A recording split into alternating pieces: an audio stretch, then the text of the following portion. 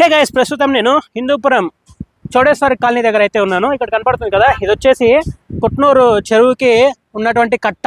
కొన్నేళ్ల క్రితము national flag మన జెండాను అయితే ఇక్కడ పెట్టినారనమాట, అందరికీ చూసేదానికి.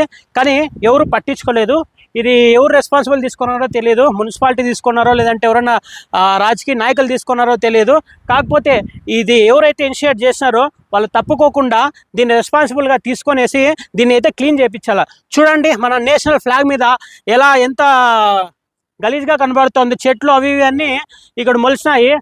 మన హిందూపురంలో ఇలాంటి నేషనల్ ఫ్లాగ్ ఇలా చేస్తున్నారనేసి చూస్తుంటే కొంచెం బాధాకరంగా ఉంది. ఇక్కడ మనకు 100 మీటర్స్లోనే బాలకృష్ణ గారి ఇల్లు కూడా ఉంది.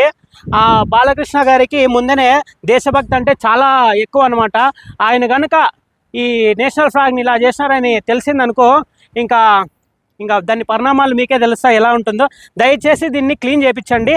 దాంతోపాటు ఇక్కడ చూస్తున్నారు కదా, తాగుబోతులు నేషనల్ ఫ్లాగ్ ముందరే ఇక్కడ కూర్చొని తాగుతున్నారు. కొంచెం కూడా రెస్పాన్సిబులే లేదు. ఎప్పుడు స్టేటస్లో వేసుకునేది కాదు, మనకు దేశభక్తి ఉంది అని చెప్పి.